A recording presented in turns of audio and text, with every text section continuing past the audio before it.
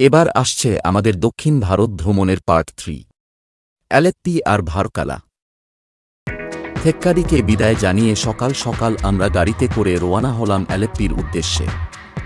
রাস্তার দুদিকে চা বাগান, তারপর সুন্দর পাহাড়ি রাস্তা।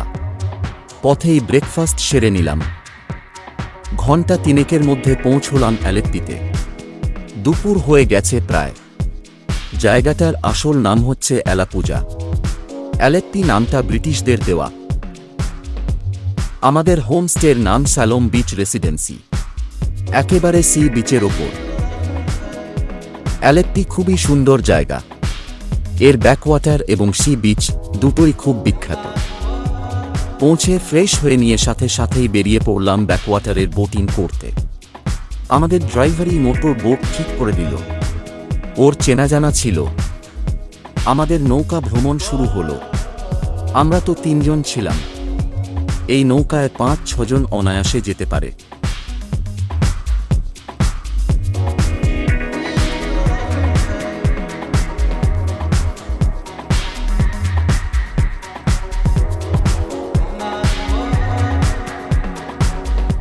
খুব ভালো লাগছিল।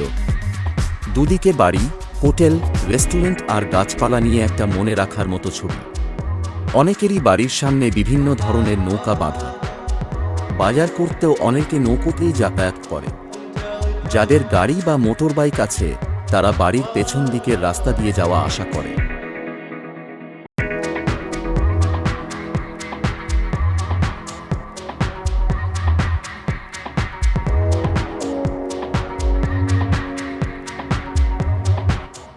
লাঞ্চ করার জন্য আমাদের নৌকো নোঙর করল একটা সুন্দর রেস্টুরেন্টের সামনে, কৃষ্ণা রেস্টুরেন্ট।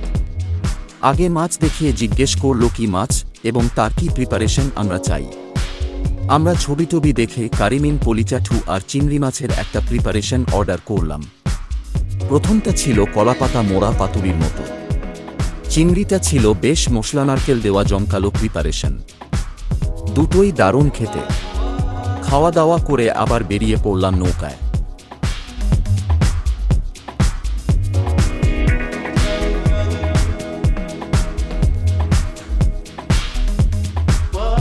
অনেক ধরনের বোট, স্পিড বোট এবং হাউস বোট আমাদের পাশ দিয়ে আসা যাওয়া করতে দেখছিলাম।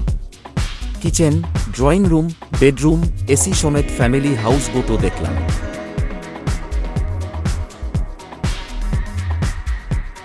নদীর মতো চ্যানেল দিয়ে যেতে যেতে আমরা বিশাল এক লেকের মতো জায়গায় গিয়ে পড়লাম।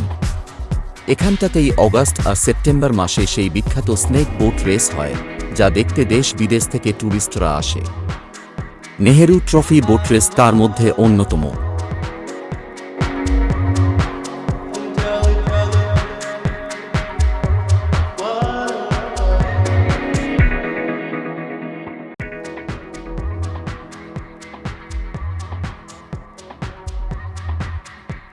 ঘণ্টা দুয়েক মন ভরে যাওয়া বোট জার্নির পর আমরা এবার ফিরে এলাম যেখান থেকে উঠেছিলাম।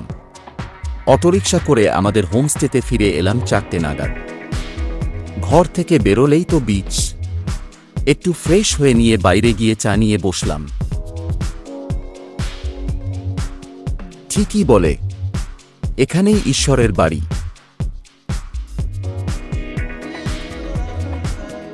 ডিনারের অর্ডার করলাম। কেয়ারটেকারই এনে দিল। ডিনার করে এক ঘুমে রাত কাবার। সকাল 6টায় আলাপুজা স্টেশন থেকে ট্রেনে ভারকালা যাত্রা। 9:30টায় ভারকালা পৌঁছে স্টেশন থেকেই গাড়ি নিয়ে নিলাম। ভারকালা ভ্রমণ করে থিরুভানন্তপুরম অবধি। প্রথমে জনার্দন স্বামী মন্দির। প্রায় 2000 বছর আগে নির্মিত এই বিখ্যাত মন্দির। প্রচলিত বিশ্বাস যে এখানে প্রার্থনা করলে সমস্ত ধরনের অসুস্থতা থেকে মুক্তি পাওয়া যায়। সমস্ত ধর্মের লোকেরা এই পবিত্র স্থানে ভগবান বিষ্ণুর দর্শন করতে আসেন।